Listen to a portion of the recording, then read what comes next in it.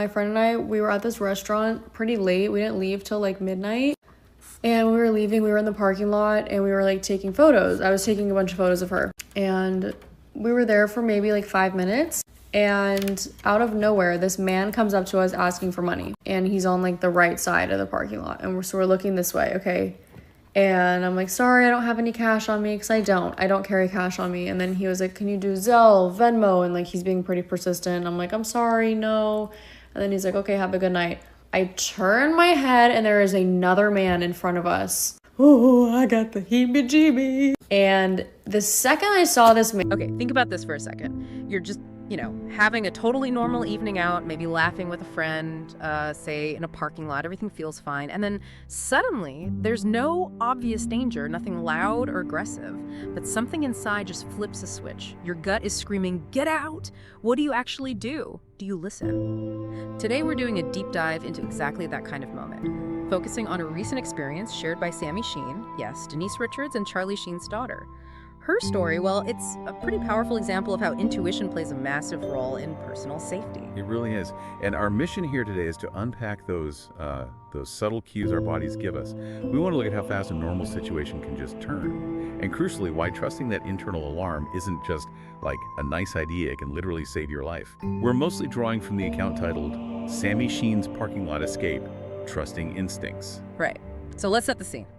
Sami and her friend, they just had dinner. They're in this parking lot, just hanging out, taking some photos. You know the vibe, lighthearted, relaxed, laughing.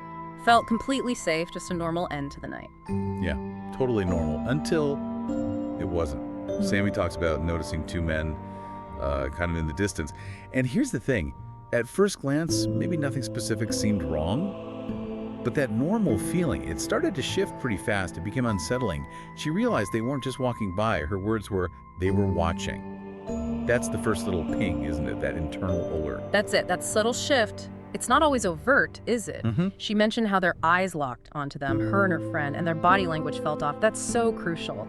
Then the detail about them splitting up. Exactly. One moves in from the left, the other from the right. It suddenly feels, well, deliberate, positioned, not random anymore. Right. Not random at all.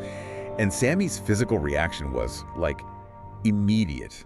She describes her stomach tightened. Her instincts just flared up. Her mind started racing, thinking about real stories she'd heard. That tightening stomach, that's often a physiological response kicking in. It's your body reacting before your conscious brain has even fully processed why, almost like a background check running super fast. Precisely. It's that rapid threat assessment. Yeah. And what's striking is what they did next.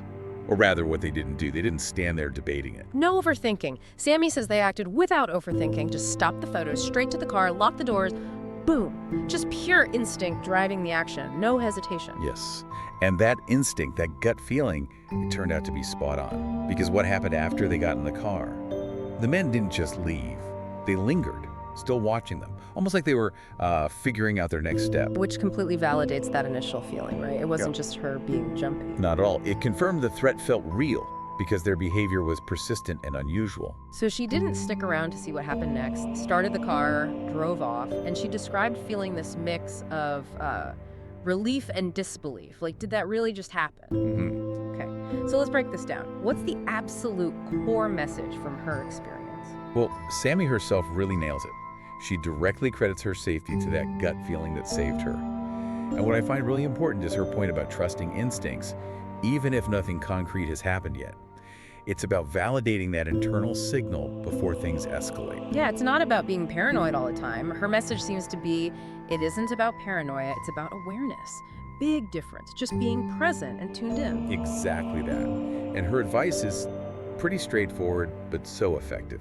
Staying alert, keeping your distance, and acting quickly. Those three things, they can generally make all the difference. And she hopes, that by sharing this, she encourages others, she specifically mentioned, especially young women, to be vigilant, yes, but also to trust themselves when a situation feels wrong. It definitely got people talking online, didn't it? I saw conversations about how often these kinds of unsettling encounters actually happen, and how sometimes the signs are just incredibly subtle before things potentially get dangerous. Yeah, the subtlety is key. And look, Sami acknowledges she'll never know for sure what those men intended. We can't know that. But that unsettling feeling, combined with how they moved, how they watched, it left her totally convinced she did the right thing. by leaving immediately. No regrets about acting on that feeling. And that really poses a question for all of us, doesn't it? How do we get better at listening and actually acting when the only signal is that quiet alarm bell inside? Because that seems to be the core lesson here. Danger, real danger, it doesn't always come with sirens and flashing lights. Sometimes it's quiet, sometimes it's just, like she experienced, two strangers in a parking lot, and that feeling, that gut feeling telling you, go now, before it's potentially too late. Absolutely. I think Sami Sheen's experience is such a clear reminder of just how important it is to, well, cultivate that connection with our internal warning system, to actually listen when something feels subtly off. It's like trusting this inherent wisdom we all have. So maybe the thought to leave you with today is this. How can we, in our own daily lives, get better at tuning into those intuitive signals? And maybe even think beyond just physical safety. What other kinds of quiet information might our instincts be trying to tell us if only we'd listen?